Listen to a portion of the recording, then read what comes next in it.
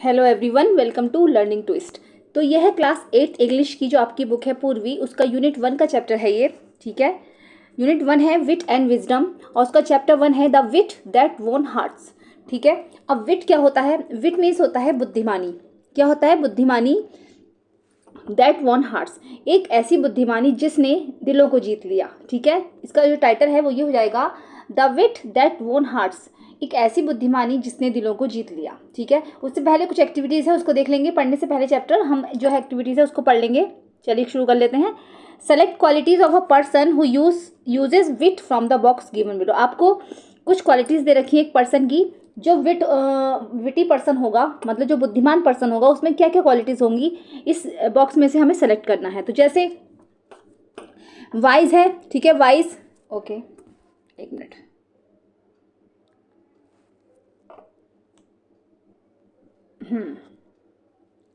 Wise होगा, ठीक है। वाइज मीन्स होता है बुद्धिमान। क्या होता है? बुद्धिमान। सीरियस, गंभीर, जो सीरियस रहता हो। क्लेवर, चालाक। पावरफुल, शक्तिशाली।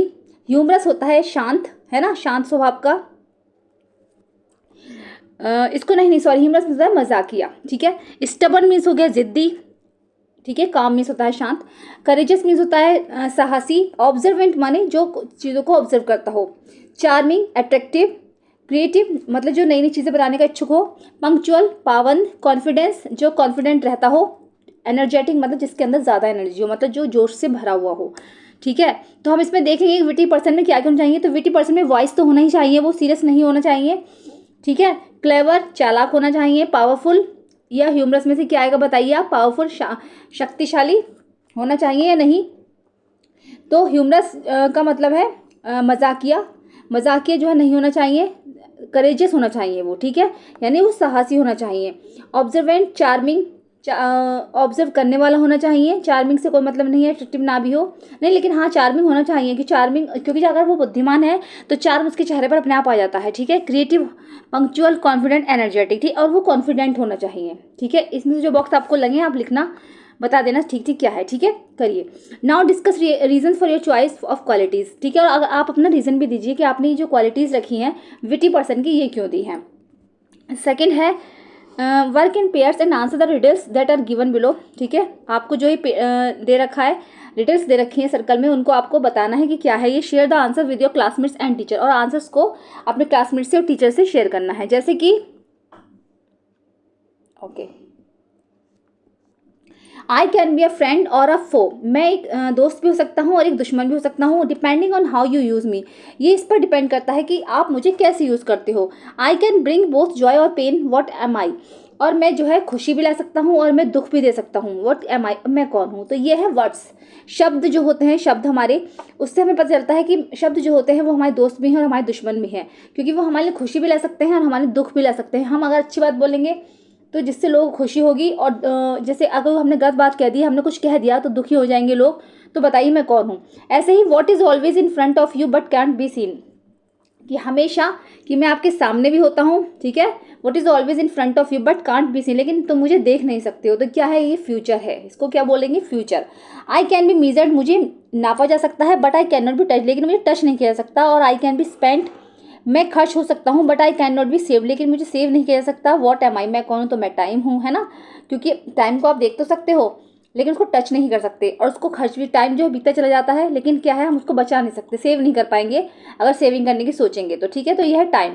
What has to be share before you can keep it, ऐसा क्या है शेयर बिफोर यू, जैसे आप किसी के साथ शेयर करते हो तो उसके बाद शेयर करने के बाद आप उसको अपने पास नहीं रख सकते, तो वो है सीक्रेट, क्योंकि एक बार हमने उस किसी चीज़ को शेयर कर दिया तो कर ही दिया, फिर वो हमारे पास नहीं रह सकता, तो वो है सीक्रेट। ठीक है, SECRET। ऐसे ही ये है डिस्कस इन पेयर्स, ये जो क्वेश्चन आंसर है इसको हम ना क्वेश्चन आंसर की वीडियो में ही कवर कर लेंगे, बहुत लंबे लंबे इनके आंसर्स हो जाएंगे, इसको हम क्वेश्चन आंसर की वीडियो में कवर कर लेंगे। अभी तो हम सिर्फ चैप्टर का एक्सप्लेनेशन देख लेते हैं, वो छोटी सी एक्टिविटीज़ थी वो मैंने करा दी थी। ठीक है, चलिए शुरू कर लेते हैं चैप्टर को। चैप्टर यहाँ से शुरू होता है, let's read. Okay, the Vijayanagara empire was renowned for its glory, wealth and cultural achievements. Vijayanagara जो एम्पायर था वो जाना जाता था अपने, ओके, चलिए दोबारा से देख लेंगे। The Vijayanagara empire was renowned for its glory. Vijayanagara empire जो था वो जाना जाता था अपनी ग्लोरी के लिए, अपने वेल्थ के लिए, मतलब पैसा बहुत था वहाँ पर, एंड कल्चरल अचीवमेंट, और वहाँ पर जो कल्चरल अचीवमेंट जो थे वहाँ के, उसके लिए वो जाना जाता था। Among its many illustrious rulers, इसमें क्या था, बहुत सारे, इलस्ट्रियस का मतलब है रेस्पेक्टेड और फेमस, यहाँ पर बहुत सारे रेस्पेक्टेड और फेमस रूलर्स भी हुए थे। इसके अलावा king Krishnadeva Raya, among its many illustrious ruler, मतलब बहुत सारे फेमस रूलर्स थे। उसके अलावा कृष्णदेव राय, किंग कृष्णदेव राय, जिन्होंने कि शासन किया, वहाँ पर रूल किया 1509 से लेकर 29 कॉमन एरा तक, stood out as a wise and powerful monarchy. वो उन्होंने मतलब लगातार शासन किया एक बुद्धिमान और पावरफुल मोनार्की के साथ, मतलब एक जो शक्तिशाली मोनार्क था उनका, उसके साथ उन्होंने शासन किया। His reign is often referred to as the golden era of the Vijayanagara empire. उनका जो रीन था, उन मतलब जब उन्होंने शासनकाल था जो था उनका, वो विजयनगर एम्पायर का गोल्डन एरा माना जाता है। A time when art literature and architecture flourished, एक ऐसा टाइम था जिसमें कि आर्ट, लिटरेचर और आर्किटेक्चर जो है बहुत ज़्यादा फल फूल रहा था। A great patron of learning, patron होता है सपोर्टर, ठीक है, पैट्रन मीन्स है supporter. A great patron of learning, Krishnadeva Raya was not only an eminent warrior but also a gifted poet. A great patron of learning, ठीक है, learning के बहुत बड़े वो सपोर्टर थे, ठीक है, मतलब कुछ ना कुछ सीखते रहो। Krishnadeva Raya was not only in eminent warrior, Krishnadeva Raya जो थे सिर्फ एक फेमस वॉरियर ही नहीं थे, वॉरियर मीन्स होता है योद्धा, सिर्फ वो एक फेमस वॉरियर ही नहीं थे, but also a gifted poet, लेकिन उनको जो है भगवान से गिफ्ट मिला हुआ था, वो बल्कि कवि भी थे, कहते हैं ना ये गॉड गिफ्टेड है, तो एक गिफ्टेड पोएट भी थे वो। हिज वर्क्स, अमेंडमेंट में लिखा है famous, his work such as the epic Amukta Malyada and the Sanskrit drama Jambavati Parinayam, उनके जो वर्क्स थे, उन्होंने मतलब एक पोएट थे वो, तो उन्होंने ऐसा ही एक एपिक लिखा था Amukta Malyada and the Sanskrit drama, और एक Sanskrit drama Jambavati Parinayam are acclaim event, जो कि आज भी जाने जाते हैं, ठीक है। चलिए आगे देख लेंगे।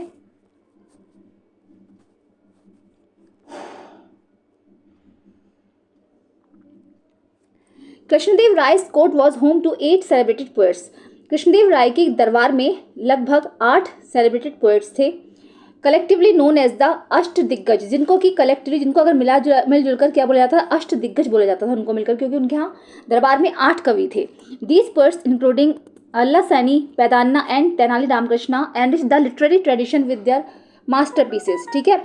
इन पोएट्स में इंक्लूड थे अल्ला सैनी, पैदान्ना एंड तेनाली रामकृष्णा, जो कि लिटरेरी क्या थे, ट्रेडिशन विद देयर मास्टरपीस, जो कि उनके जो 8 कवि थे उनके वो मास्टरपीस कहलाते थे, मतलब बहुत ज़्यादा बुद्धिमान थे वो दोनों। Tenali Ramakrishna in particular was known for his quick wit and humour. Tenali Ramakrishna जो थे अपने जाने जाते थे अपनी क्विक विट के लिए, अपनी क्विक बुद्धिमानी के लिए एंड ह्यूमर के लिए, ठीक है, कि मतलब वो बहुत ज़्यादा होशियार थे, इतने बुद्धिमान थे कि अगर उनसे कोई बात पूछी जाए तो बहुत उसका अच्छा सा आंसर निकालते थे वो, तो इसलिए वो जाने जाते थे। Earning him a special place in the king's court as both a poet and a witty adviser, इसीलिए उनको किंग के दरबार में, राजा के दरबार में स्पेशल स्थान प्राप्त था, जैसे कि क्या था, वो एक पोएट तो थे ही थे, साथ ही वो एक विटी एडवाइजर भी थे, यानी कि बहुत ज़्यादा बुद्धिमान एडवाइजर थे, हर बात को उनसे ही पूछा जाता था। His clever solution to seemingly insurmountable problems made him a beloved figure in the empire's history। insurmountable का मतलब है अनडिफिटेबल, ऐसी समस्याएं जिनको कभी कोई हरा ही ना सके, तो उनका जो क्लेवर सॉल्यूशन था, वो जो ऐसी ऐसी प्रॉब्लम्स होती थी इसका कोई सॉल्यूशन नज़र नहीं आता था, तो उनके जो क्लेवर सॉल्यूशन थे उन समस्याओं का समाधान करते थे, and made him a beloved figure in the empire city, और उस राज्य के इतिहास में वो सभी के प्यारे बन गए थे। मतलब अगर कोई ऐसी सिचुएशन आ जाए, ऐसी प्रॉब्लम आ जाए कि भाई इसका तो समस्या का समाधान निकाल पाना मुश्किल है, तो वो इस समस्या को तुरंत चुटकियों में हल कर देते थे, इसीलिए वो पूरे राज्य के, उस राज्य के इतिहास के जो है बिलव्ड फिगर बन गए थे, मतलब बहुत प्यारे बन गए थे। Even the wisest ruler face moments of disharmony, क्या होता है, बल्कि क्या होता है, जो वाइजेस्ट रूलर्स थे उन्हें डिसहार्मनी का जो सामना कर रहे थे, and at one such time, ऐसा ही एक टाइम आया था, the king had a quarrel with his queen, राजा का झगड़ा जो है अपनी रानी के साथ हो गया था, थ्रू मालाम्बाल, क्या नाम था उनकी रानी का, थ्रू मालाम्बाल, ओवर आ सीमिंगली ट्राइविटल मैटर, और जो झगड़ा था वो अनइम्पॉर्टेंट था, मतलब जो मैटर था अनइम्पॉर्टेंट था, मतलब कोई ऐसी चीज़ नहीं थी जिसमें बहुत बड़ा मैटर हो, उनका जो झगड़ा था छोटी मोटी बातों पर ही हो गया, trivial means unimportant matter. For weeks he did not utter a single word to her, कई हफ्तों तक उन लोगों ने आपस में एक दूसरे से कोई वर्ड नहीं बोला, एंड इन हिज फ्रस्ट्रेशन, और उनकी इसी फ्रस्ट्रेशन में stop visiting frustration stopped visiting her all together, उनकी इसी फ्रस्ट्रेशन की वजह से सब कुछ जो है रुक सा गया था। His absence cast a shadow over the palace and the once cheerful corridor seemed quiet and forlorn. Forlorn का मतलब है लोनली। तो इनकी इस वजह से जब दोनों आपस में बोलते ही नहीं थे राजा रानी, तो जो सारा पैलेस था वो बिल्कुल शांत हो गया था। और वहाँ पर क्या था, वंस चेयरफुल कॉरिडोर्स, इतना हंसी खुशी का माहौल उस कॉरिडोर में रहता था। सीम्ड क्वाइट एंड फॉरलॉर्न, और जो ये कॉरिडोर था बिल्कुल बहुत ज़्यादा लोनली नजर आने लगा, बहुत ज़्यादा अकेलापन इसमें रहने लगा था। Forlorn means lonely. Tirumalambal distraught and upset, तो क्या था, थिरुमालाम्बाल जो थी डिस्ट्रॉट थी और बहुत ज़्यादा अपसेट थी। Tried her best to resolve the issue but fail, उन्होंने हर तरफ से अपनी तरफ से पूरी कोशिश की कि इस इशू को जो है रिजॉल्व किया जाए, लेकिन वो फेल हो गई। With no other alternative she decided to seek the help of Tenali Rama the court's brilliant and witty poet. ठीक है, फिर क्या हुआ कि रानी ने अपनी तरफ से पूरी कोशिश की, कि भाई किसी तरीके से ये जो झगड़ा है, जो ये इशू है, ये रिजॉल्व हो जाए, मतलब ये खत्म हो जाए, लेकिन वो फेल हुई इस बात में। But with no the alternative, अब उनके पास कोई अल्टरनेटिव नहीं बचा, तो she decided to seek the help of Tenali Rama, तो अब उन्होंने डिसाइड किया कि वो तेनालीरामा की हेल्प लेंगी। The court's brilliant and witty poet, जो कि दरबार के सबसे ज़्यादा ब्रिलियंट और विटी पोएट, सबसे ज़्यादा बुद्धिमान कवि थे। Rama listen patiently as the queen recounted the incident in detail. अब जब उनको बुलाया गया तो रामा ने, जो रामा थे वो उनका नाम था, तेनाली रामा थे ना, तो रामा ने किया था, उनकी जो बात थी, जो उनका जो पूरा ये झगड़ा हुआ था, मैटर हुआ था, उसको बहुत ज़्यादा पेशेंटली सुना, बहुत ज़्यादा ध्यानपूर्वक सुना, और रानी ने भी उसको रिकाउंट करा, जो इंसिडेंट उस दिन घटा था, डिटेल में उसको सुनाया। द किंग रोटा पोयम, कि अब रानी ने सुनाना शुरू किया। शी बिगेन, वो शुरू करती हैं कि द किंग रोटा पोयम, कि राजा जो थे, राजा ने एक कविता लिखी। हर वॉइस ट्रैवलिंग, जब वो सुना रही थी उनकी जो आवाज़ थी ना, वो ट्रैवलिंग हो रही थी, सॉरी ट्रैवलिंग नहीं, ट्रैवलिंग मतलब कपकपा रही थी आवाज़। It was filled with Vogue expression, उन्होंने बताया कि जब वो जो उन्होंने पोयम लिखी थी ना, तो वो बिल्कुल वैग एक्सप्रेशन से भरी हुई थी, मतलब उसके जो एक्सप्रेशन थे वो अनक्लियर थे, समझ में नहीं आ रहे थे। जैसे कि सूरज के बारे में थी, वो चंद्रमा के बारे में थी, स्टार्स के बारे में थी, ब्यूटीफुल स्काई के बारे में थी, but it made no sense, लेकिन इसका कोई सेंस नहीं था। ठीक है, तो व्हेन ही ट्राइड, जब उन्होंने सुनाने की कोशिश की, उस पोएम को उन्होंने सुनाया, पोएम कह लीजिए, कोई स्टैंजा वगैरह कह लीजिए, when he tried reciting it to his minister, जब उन्होंने इस पोएम को अपने मिनिस्टर्स के सामने सुनाया, दे ऑल अवॉइडेड हिम, उन सब ने उनको अवॉइड किया। मेकिंग एक्सक्यूजेज, और सब अपने अपने एक्सक्यूजेज देने लगे कि भाई ये बात है, इसमें वो बात है, हम नहीं सुन लेंगे या कुछ भी। It was late evening when he came to me, उसके बाद क्या होता है, मिनिस्टर्स ने नहीं सुनी, तो शाम का समय था जब वो मेरे पास आए। सीकिंग एन ऑडियंस, मतलब वो एक ऑडियंस खोज रहे थे कि कोई तो हो जो मेरी पोएम सुन ले। He began reciting it to me, फिर उन्होंने मुझे सुनाना शुरू किया। ओके फिर उन्होंने मुझे सुनाना शुरू किया। But I was so exhausted after a tiring day that I yawned not once but several times. तो फिर क्या था, जब उन्होंने उसको मुझे सुनाना शुरू किया, तो मैं उस दिन बहुत ज़्यादा थकी हुई थी। एग्जॉस्टेड मीन्स थकी हुई थी। आफ्टर टायरिंग डे मतलब पूरा दिन जो था मेरा बहुत ज़्यादा थकान भरा रहा था। तो दैट आई यॉन्ड, तो मुझे क्या था, झंबाई आ गई, कहते हैं ना झंबाई, उबासी सी आ गई। Not was but several times, क्या था, एक बार नहीं लेकिन कई बार आई, है ना। The king thought I was disrespecting his poem, अब राजा को ऐसा लगा कि वो शायद कि मैं भी जो है उनकी कविता का डिसरेस्पेक्ट कर रही हूँ, मतलब मुझे भी नहीं सुननी है, इसलिए मुझे उबासी आ रही है या फिर मैं इग्नोर कर रही हूँ। Since then he was not spoken to me, उस दिन के बाद वो मुझसे नहीं बोले। If I had known this would happen, और अगर मुझे पता होता कि ऐसा होगा, I would have chosen another day, तो फिर मैं कोई और दिन चुन लेती। हेल्प मी, मगर मैं उस दिन ना सुन के किसी और दिन सुन लेती। Help me please Rama, only you can help the king understand, कि रामा प्लीज़ मेरी हेल्प करो, कि only you can help the king understand, कि तुम ही सिर्फ जो है मेरी मदद कर सकते हो, तुम ही समझ सकते हो कि राजा को कैसे समझना है, कैसे समझाना है। ओके चलिए आगे देखेंगे। रामा नोडेड थॉटफुली, अब रामा ने क्या करा, रामा ने सोच विचार करके अपना सर हिला दिया। नोडेड मीन्स होता है अपना सर हिला देना। इफ़ यू लाइक, कि अगर तुम पसंद करो, I will try my best to resolve this matter, ठीक है। इफ़ यू लाइक, अगर मतलब आप पसंद करें, तो I will try my best to resolve this matter, कि मैं इस मैटर को अच्छे से सॉल्व करूँगा और अपना पूरा जी जान लगा दूंगा, योर हाईनेस, ठीक है। कि कहते हैं ना, महारानी को उन्होंने बोला your highness, but this needs a well plan approach and I may need time to find the right strategy, कि लेकिन इस बार क्या है, मुझे जो है एक प्लान बनाना होगा, ऐसे नहीं हो सकता ये काम, कि मुझे इसके लिए वेल प्लान अप्रोच की जरूरत है और मुझे एक राइट स्ट्रेटजी बनाने की जरूरत है। Strategy means plan. The queen who had placed her last hope in Rama, रानी जिनके हृदय में सिर्फ उन्होंने सब कुछ करके देख लिया था, सारी कोशिश कर ली थी, लेकिन रामा ही उनके लिए एक होप बना हुआ था last. Agreed and thanked him profusely, तो वो सहमत हो गई इस बात से कि ठीक है तुम प्लान बना लो। एंड थैंक्ड हिम प्रोफ्यूजली, यानी कि उन्होंने बहुत सारा उनको धन्यवाद दिया। इन लार्ज अमाउंट्स, प्रोफ्यूजली में होता है इन लार्ज अमाउंट्स, ठीक है। प्रोफ्यूजली मतलब बहुत सारे अमाउंट में उनको धन्यवाद दिया। Okay. The next morning the royal court was bustling with activity. अगले दिन क्या हुआ, अगली सुबह जो ये रॉयल दरबार था, इसमें बहुत सारी एक्टिविटीज़ जो थी उसमें वो बिजी था। बस्टलिंग मीन्स होता है busy. Okay. Ministers, scholars and courtiers filled the court room. Ministers, scholars और जितने भी दरबारी थे सारे जो है कोर्ट रूम में आ गए। It's intricately carved pillars towering towards the high ceiling. इसमें क्या था, इंट्रिकेटली मतलब बहुत सुंदर सुंदर पिलर्स है ना, एक जिनको डिटेल मैनर में बने हुए थे। मतलब यह है कि वहाँ का जो है उन्होंने आंखों देखा हाल बताया दिया इस तरीके से कि आपके माइंड में एक इमेज आ जाए कि इस तरीके से वहाँ पर हुआ होगा। तो इंट्रिकेटली प्लेट थे वहाँ पर, सुंदर नक्काशी करी हुई थी उनके ऊपर, towering towards the high ceiling, और उस पर ऐसा लग रहा था ऊंची ऊंची छत थी उनकी। तो बहुत अच्छा माहौल लग रहा था। Rays of sunlight stream through the open window, और जो खिड़कियाँ थी वो ओपन थी, उससे खुली हुई सनलाइट वहाँ पर आ रही थी। Illuminating the floor adorned with exquisite rugs. Rugs means the दरी होती है मैट टाइप की बिछी हुई। Exquisite means fine and attractive. तो क्या था, जब वो फ्लोर पर सन की जो किरणें पड़ रही थी ना फ्लोर पर, तो वो इल्यूमिनेट हो रही थी, मतलब ऐसा इल्यूजन क्रिएट हो रहा था, बहुत सुंदर लग रहा था, एक अलग ही तरीके से लग रहा था, जैसे कि बहुत ज़्यादा फाइन और अट्रैक्टिव नजर आ रहा हो। मतलब उसको कहते हैं ना फर्श में जो चमकती है छनछनाती हुई रोशनी, तो वो लग रहा था। Despite the lively chatter attention hung in there, और उसमें क्या था, चैटर बटर मतलब है ना, गपशप सी चल रही थी, कुछ बातें चल रही थी, जैसे फुसर फुसर खाना फूसी हो रही थी उस तरीके से हो रही थी। और अटेंशन हंग इन दर, उस पर भी एक जो है स्प्रिंग पर, एक टेंशन, एक तनाव पर, हंग पर एक जो है एक जो सीलिंग था ना, वो पंखा जो था वो लटका हुआ था। The king set on his ornate throne, और जो राजा था वो अपने बड़े से ऑर्नेट थ्रोन पर बैठा था। मतलब जो उनका थ्रोन था, मतलब कहते हैं ना मुकुट होता है थ्रोन वैसे, लेकिन जो उनका आसन था बहुत बड़ा, जो राजगद्दी थी बहुत ज़्यादा डेकोरेटिव था वो। Ornate means decorative. His expression stern, his sharp eye scanning the room. उनके जो एक्सप्रेशन थे वो स्टर्न थे, मतलब इधर उधर वो निहार रहे थे रूम को कि क्या चीज़ है, क्या बात है।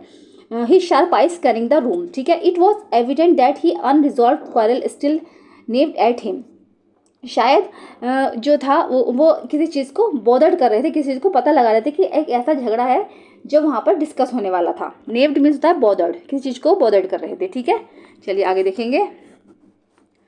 The court discussion was centred on improving paddy cultivation in the empire. अब कोर्ट में जो डिस्कशन चल रहा था वो ये चल रहा था कि एम्पायर में, जो उनके राज्य में उस समय में पैडी कल्टिवेशन थी, उसके बारे में, उस कैसे सुधार लाया जाए उसमें, उसके बारे में डिस्कशन चल रहा था। One by one the ministers rose to present their ideas. एक एक करके सारे मिनिस्टर्स खड़े हुए, उन्होंने अपने अपने आइडियाज़ दिए। सम सजेस्टेड एक्सपेंडिंग इरीगेशन नेटवर्क, किसी ने कहा कि हमें इरीगेशन नेटवर्क्स बढ़ाना चाहिए, मतलब सिंचाई की जो व्यवस्था है वो अच्छी होनी चाहिए। While others advocated for better manure, और किसी ने कहा कि हमें जो है मैन्योर अच्छे से डालने चाहिए तभी हमारी खेती अच्छी होगी, मतलब खनिज डालने चाहिए। एमिड these suggestions Tenali Rama stood quietly at the age of the court. इन सब सजेशंस के बीच में तेनालीरामा जो थे वो दरबार के बिल्कुल किनारे पर खड़े हुए शांति से सुन रहे थे। Observing everyone with an amused smile, और सबको देख रहे थे, सब कुछ ऑब्जर्व कर रहे थे कि एक अम्यूज्ड स्माइल के साथ, मतलब कहते हैं धीमी धीमी से मुस्कुराहट के साथ सब कुछ ऑब्जर्व कर रहे थे कि कोई क्या कह रहा है, कोई क्या कह रहा है, सबको वो ऑब्जर्व कर रहे थे। Finally the king called upon Rama. Finally क्या हुआ, राजा ने रामा को बुलाया। The chatter in the court died down as all eyes turn to him. अब जो कोर्ट में जो चैटर हो रही थी ना, सारी जो बातें थी वो रुक गई और सारी आंखें जो थी रामा की तरफ ठहर गईं। Rama approach the throne carrying a plate full of paddy seed. अब रामा जो थे वो थ्रोन के पास आए, राजगद्दी के पास आए, carrying a plate full of paddy seed. उनके हाथ में एक प्लेट में बहुत सारे धान के जो बीज थे, धानी होंगे, ठीक है, चावल के बीज को कहते हैं धान, वो थे। Bowing low he began, your majesty. उन्होंने कहा कि your majesty I bring you are revolutionary type of paddy seeds. उन्होंने अपने जो मतलब नीचे सर झुकाकर बोला कि योर मजेस्टी, कि मैं आपके लिए एक रिवॉल्यूशनरी टाइप के पैडी लाया हूँ। रिवॉल्यूशनरी का मतलब वैसे क्रांतिकारी होता है, क्रांति होता है सॉरी।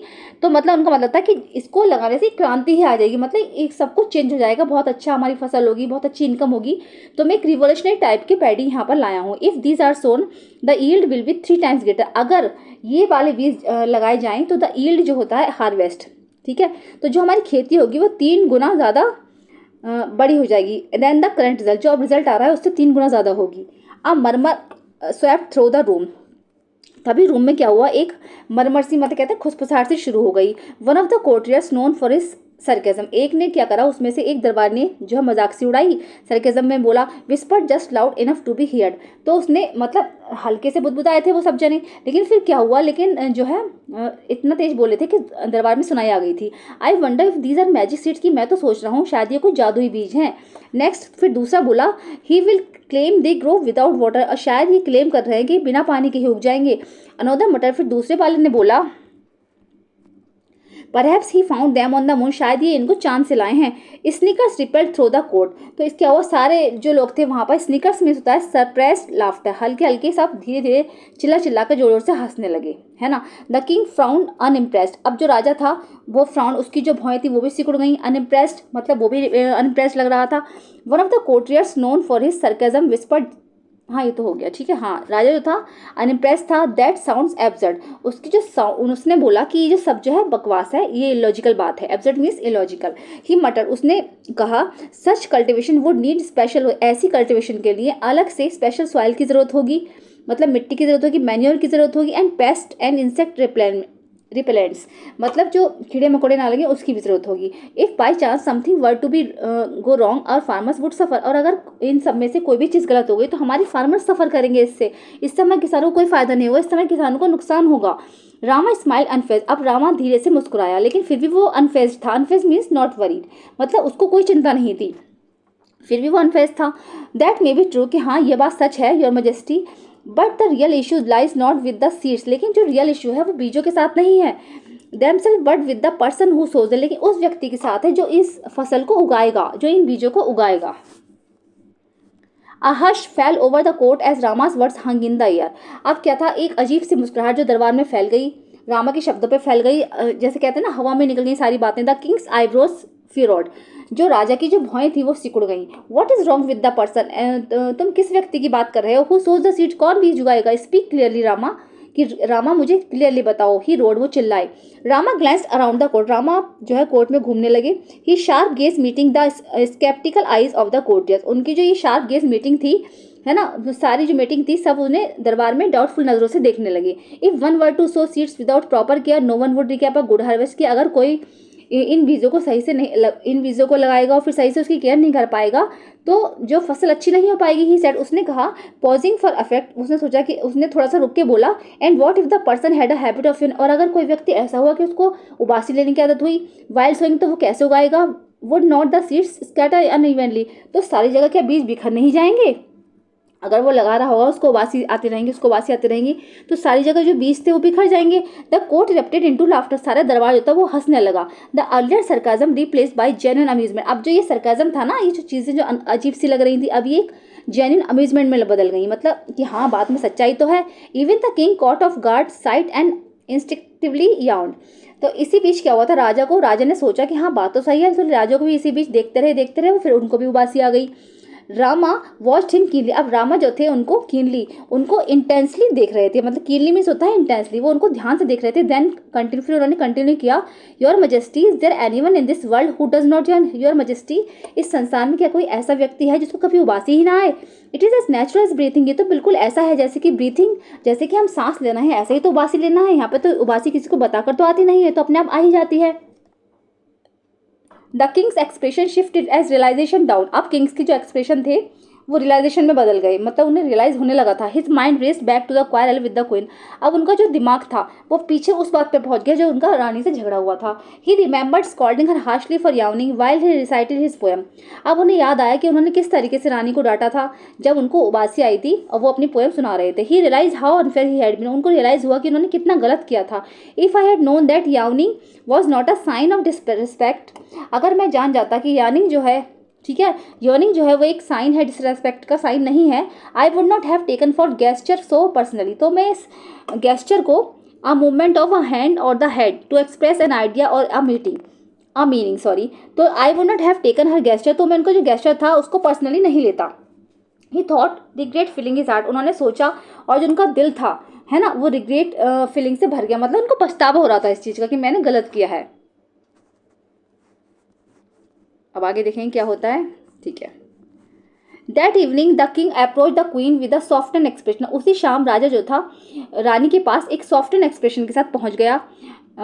थ्रू मालम्बाल ही बिगेन, थ्रू मालम्बाल ही, उन्होंने शुरू किया हिज वॉइस जेंटल। अब उनकी जो आवाज़ थी वो जेंटल थी थोड़ा, मतलब उन्होंने प्यार से बोला आई हैव बीन फुलिश, कि मैं बिल्कुल मूर्ख था। I see now that I over acted, कि मैंने देखा कि मैंने ओवर एक्ट किया था। I let my pride blind me, मैं अपने घमंड के आगे बिल्कुल अंधा हो गया था। आई एम सो सॉरी, मतलब मैं माफ़ी चाहता हूँ। The queen who had long for this moment, रानी जो कि इतने सारे समय से जो है परेशान थी, स्माइल एंड रिप्लाइड, वो मुस्कुराई, उन्होंने उत्तर दिया if you like we can leave this quarrel behind us, अगर आप चाहो तो हम ये झगड़ा यहीं पर ख़त्म कर सकते हैं। I would very much like to listen to your poem, कि मुझे बहुत खुशी होगी अगर आप मुझे अपनी पोएम सुनाएंगे। Rama who had orchestrate this settlement, Rama जो कि ऑर्केस्ट्रेटेड मीन्स अरेंज, जिन्होंने इस सेटलमेंट को अरेंज किया था, ऑर्केस्ट्रेटेड मीन्स अरेंज, जिन्होंने इस सेटलमेंट को अरेंज किया था, फेल्ट विक्टर्स, अब उन्हें महसूस हुआ कि हमारी जीत हो गई है। The king and the queen later presented him with valuable gifts, अब राजा और रानी ने उनको बहुत सारे वैल्यूएबल गिफ्ट्स देकर धन्यवाद दिया। The royal couples bond was restored, अब जो रॉयल कपल्स थे उनका जो बॉन्ड था वो रिस्टोर्ड हो गया था, मतलब दोबारा से वो खुशी खुशी रहने लगे थे। And the palace brimmed once again with joy and laughter, और जो वो महल था, ब्रिम्ड मीन्स होता है ओवरफ्लोड, ठीक है। अब उस पैलेस में दोबारा से जो है हंसी और खुशी गूंजने लगी, मतलब वो जो पैलेस था वो once again with joy and laughter, खुशियों से भर गया, ठीक है। तो हो चुकी है आपकी स्टोरी कंप्लीट, कैसी लगी है ज़रूर बताइए, पसंद आई है तो उसको लाइक करिए, चैनल पर फर्स्ट टाइम विजिट कर रहे हैं तो प्लीज़ सब्सक्राइब करिए, साथ में बेल आइकन भी प्रेस करिए। मिलते हैं नेक्स्ट वीडियो में, थैंक यू सो मच।